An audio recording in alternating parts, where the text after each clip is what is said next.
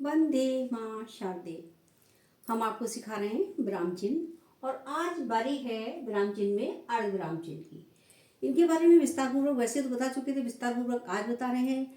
नाम इनके बता देते हैं इंग्लिश में, हिंदी में, और कैसे कैसे इनके चिन्ह होते हैं, क्या क्या होते हैं। और आज हम आपको बता रहे हैं अर्ध विराम चिन्ह। इसका जो चिन्ह है वो इस टाइप का है। ये एक बिंदी लगी हुई है, नीचे कॉमा, यानी कि अर्ध विराम चिन्ह, ठीक है। और ये इसको इंग्लिश में बोलते हैं सेमी कोलन। अब इसकी किस तरह लगाया जाता है उसको आप समझिए।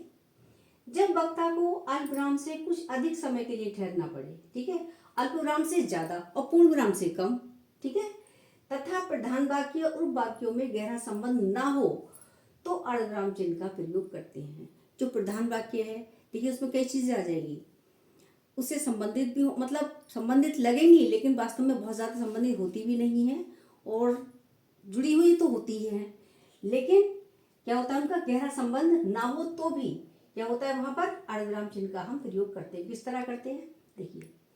अब क्या है, बरसात के मौसम का वर्णन हमने इसमें किया है थोड़ा सा कि बरसात में क्या कैसे होता है। पानी बरस रहा था, चिन्ह लगाया हमने अर्धविराम यानी सेमी कोलन। ओले पड़ रहे थे, ठीक, ये हो गया। अब देखिए इसका से क्या है, संबंध ना है, गहरा संबंध नहीं है, लेकिन यहाँ पे क्या है, ये चिन्ह हम लगा के हम इसको स्पष्ट कर रहे हैं। तेज हवा चल रही थी, यहाँ भी सेमी कोलन। ऐसे में मुझे अचानक जाना पड़ा। अब बात यहाँ खत्म हो गई तो क्या हुआ, यहाँ पर हमारा पूर्ण विराम चिन्ह आ गया, ठीक है। इसी तरीके से हमने और एग्जाम्पल लिया आपके लिए, देखते जाइए। भारत में राजनीतिक स्वतंत्रता का शंख महात्मा गांधी ने फूंका, ठीक। अब महात्मा गांधी संबंधी बात चल रही है, उन्होंने क्या क्या किया, अलग अलग कार्य किए, किस तरीके के किए, उनका वर्णन आगे है। उनको वर्णन करने के लिए हम क्या किया, हमने सेमी कोलन का प्रयोग किया, यानी कि अर्धविराम चिन्ह का प्रयोग किया, ठीक है। भारत में राजनीतिक स्वतंत्रता का शंख महात्मा गांधी ने फूंका, अहिंसा और असहयोग के अस्त्र उन्होंने ही दिए, फिर हमारा सेमीकोलन आ गया, यानी कि अर्धविराम चिन्ह आ गया हमारा। और देश को स्वतंत्र उन्होंने ही कराया, देखिए सब कार्य तो किए, ठीक है। भले इनका संबंध आपस में गहरा संबंध नहीं है, लेकिन वाक्य और उपवाक्य में, लेकिन प्रधान वाक्य हमारा क्या है, मतलब किसने, गांधी जी ने स्वतंत्रता का जो शंखनाद करके भारत को आजाद कराया। क्या क्या उन्होंने कार्य किए, तो उन कार्यों को हमने किस पे स्पष्ट किया है, सेमीकोलन द्वारा, यानी अर्धविराम चिन्ह के द्वारा हमने स्पष्ट किया है। इसके आगे के शेष एग्जाम्पल देखिए। अब आप सेमीकोलन यानी अर्धविराम चिन्ह, आगे एग्जाम्पल देखिए। रमन सीधे घर पहुंचा, चिन्ह आ गया अर्धविराम चिन्ह यानी सेमीकोलन। हाथ मुंह धोकर उसने नाश्ता किया, फिर चिन्ह आ गया आपका सेमीकोलन। अपनी साइकिल उठाई और चल पड़ा मटर गश्ती करने, तो यह हमारा वाक्य समाप्त हो गया। और यहाँ क्या हुआ, यहाँ पर हमने विराम चिन्ह लगा दिया, यानी पूर्ण विराम चिन्ह हमारा यहाँ पर आ गया, ठीक है। अब रमन के बारे में बताया गया, रमन ने क्या क्या किया, तो उसको हमने कैसे दर्शाया, सेमीकोलन द्वारा, यानी अर्धविराम चिन्ह के द्वारा हमने दर्शाया है। आगे देखिए अगला एग्जाम्पल। मुझे जल्दी पहुंचना है, खाना बनाना है, अन्य काम भी करना है। अब देखिए, अब जल्दी पहुंच के आपको करना क्या, और काम भी करने हैं, ठीक है। आपने तीनों काम गिना दिए अपने, तो उनको गिनाने के लिए हमें क्या किया, हमने सेमीकोलन यानी कि अर्धविराम चिन्ह का हमने प्रयोग किया। यहाँ पर मुझे जल्दी पहुंचना है, अर्धविराम चिन्ह, खाना बनाना है, अर्धविराम चिन्ह, अन्य काम भी करना है, बात पूरी हो गई, पूर्ण विराम चिन्ह, कंप्लीट।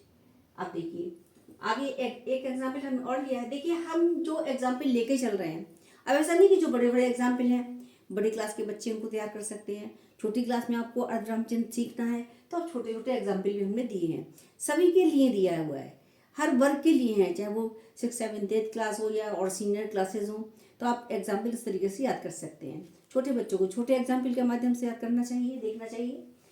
जो ईमानदार होते हैं उन्हें ही सम्मान मिलता है, जो ईमानदार होते हैं।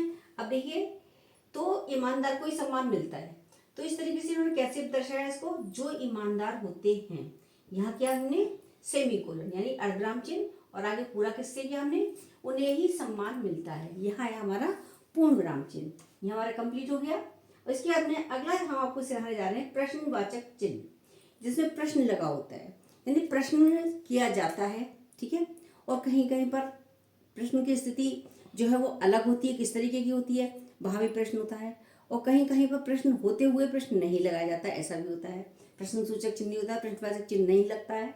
देखिए अच्छा, इसका चिन्ह क्या है? ये वाला, ये हमने यहाँ दिखाया नहीं है, ये चिन्ह है आपका, ठीक है। और इसको हम बोलते क्या है? साइन ऑफ इंट्रोगेशन, जो हमने आपको स्टार्टिंग में लिखवा दिया था, ठीक है। जैसे हमने सारे चिन्ह बताए थे वहां पर हमने लिखवा दिया था आपको, ये वाला है साइन ऑफ इंट्रोगेशन। वक्ता द्वारा वाक्य में प्रश्नवाचक शब्दों जैसे कब, कहाँ, क्यों, कैसे, किसे, किस लिए आदि का प्रयोग करने पर क्या होते हैं? प्रश्नवाचक चिन्ह का हम प्रयोग करते हैं, ठीक है। अब देखिए पुस्तक कहाँ है, अब प्रश्न पूछा जा रहा है ना, पुस्तक कहाँ है, किस जगह है, कहाँ है, तो क्या हुआ? प्रश्न सूचक चिन्ह यहाँ आ गया आपका, प्रश्नवाचक चिन्ह आ गया। क्या आप जा रहे हो, आपसे प्रश्न पूछा गया, तो प्रश्न पूछने पर क्या हुआ? यहाँ पर प्रश्न सूचक चिन्ह आ गया, प्रश्नवाचक चिन्ह आ गया। तुमने मुझे क्यों बुलाया, ठीक है। तो अभी हमने जो शब्द आपको बताए थे, ये शब्द कहाँ पर आए हैं? वाक्यों में आए हैं, और इसमें प्रश्न पूछने की स्थिति है, इसलिए यहाँ पर हमने लगाया प्रश्नवाचक चिन्ह, ठीक है, साइन ऑफ इंट्रोगेशन। अब देखिए किस तरीके से और भी जगह लगता है। संरचना की दृष्टि से वाक्यों को प्रश्न, संदेह, अनिश्चय भाव से अंतरण करने पर जो क्या लगता है? प्रश्नसूचक चिन्ह लगता है। अभी हम किसी से मान लीजिए बात कर रहे हैं, कोई हमें बता रहे हैं कि वो व्यक्ति बहुत ईमानदार है, ठीक है, और हम क्या हमारा प्रश्न करने के लिए, अच्छा वो और ईमानदार, इस तरीके से हम पूछते हैं ना, वह ईमानदार, मैं नहीं मान सकता, ठीक है, वह ईमानदार मतलब प्रश्न पूछा गया, ठीक है। प्रश्न सूचक चिन्ह इसलिए हमने लगाया प्रश्नवाचक चिन्ह कि वो ईमानदार, अच्छा आपके कहने, आप ये कह रहे हैं वो ईमानदार, तो इस तरीके की स्थिति जहाँ होती है तो वहां पर भी प्रश्नवाचक चिन्ह का प्रयोग किया जाता है। आगे इसके शेष एग्जाम्पल देखें। प्रश्नवाचक विराम चिन्ह का आगे एग्जाम्पल देखें।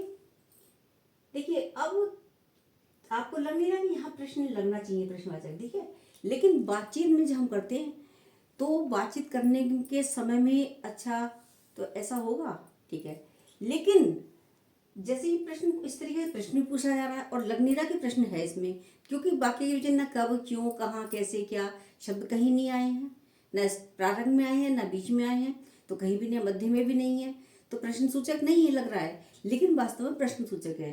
जैसे कहा जाए ना, वह जाएगा आगरा, वह करेगा, तो इस तरीके से प्रश्न पूछा जाता है, ये प्रश्न सूचक हुआ आपका, तो यहाँ पे हमें प्रश्नवाचक चिन्ह लगाना पड़ेगा।